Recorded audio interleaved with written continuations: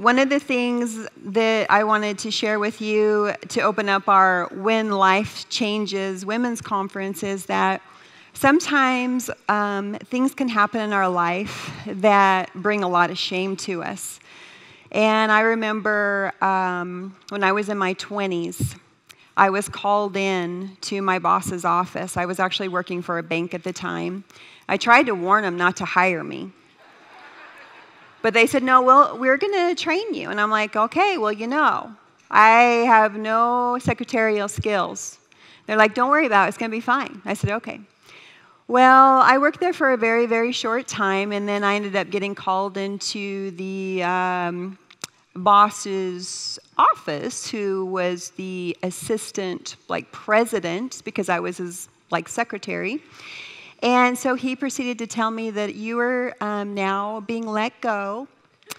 And I was actually fired over the letter T. And what happened was I had to send out a letter to all of the customers at the bank.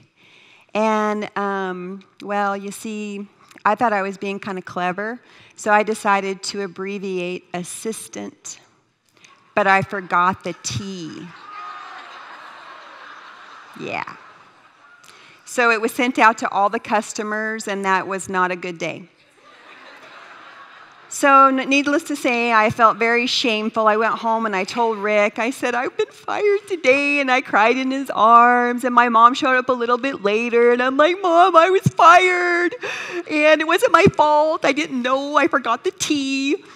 And so Rick comforted me, and I just felt shameful. I felt so ashamed that I actually, first of all, humiliated him because it wasn't my heart. And then second, that I was fired, because that makes you feel so bad for yourself.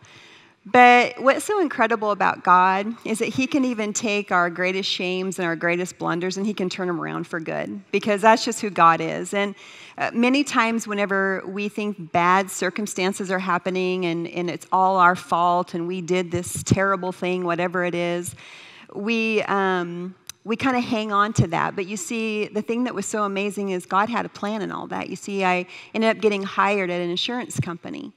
And needless to say, I never, ever repeated that one mistake ever again. But at the time, he was a gentleman in his late 60s, and he was a chain smoker. And his office was extremely quiet. Hardly anybody ever came in. So every single day, he would call me in to his office.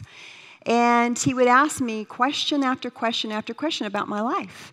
And so I just began with my testimony about how I came to Christ, and then the next day he would call me in, and I was getting paid usually for 5 to 6 hours a day just for him to sit there and ask me question after question after question about the Bible, about my life, about my beliefs. And then I ended up getting pregnant, so I quit because he was a chain smoker, and I decided it was time to quit because I was a secondhand smoker. So I'm like, no more of that. So I quit because I was pregnant with Caleb. And it wasn't but about 2 months later, this gentleman actually passed away. And you see, in the midst of my blunder, in the midst of me getting fired over, the letter T, God had a bigger plan to bring his T. He had a plan to bring the cross to this man, because God knows there's a time to be born and there's a time to die. And he knew that man had a very, very short time before he was going to give an account before the King of Kings and the Lord of Lords. And just like here tonight, or today, I guess it's daytime, but, God does work all things together for good for those who are in Christ Jesus. And no matter what the blunder is in your life, or no matter what the shame, or no matter what has happened, God can truly turn it around and use it for good. And if we just have our eyes open to see what he's doing, what he has in store, because his thought process is kingdom-oriented. It's not here on earth. It's actually kingdom-oriented, that he's always running after that soul. Because whenever we die and our body is put in the ground and all the weeds are growing up around this grave, the person, the very God that we serve, he cares about our soul. And when we die, our soul is going to depart and go either to heaven or it's going to go to hell. And so that's why it's so crucial at the very moment after worship, knowing that God was actually drawing somebody in this room to give their life to Christ.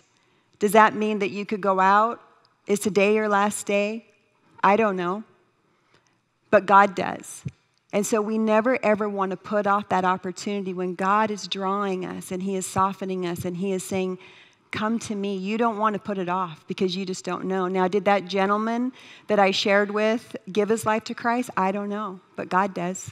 And that's all that matters, right? God knows. God gave him a chance. God gave him months and hours to hear the truth.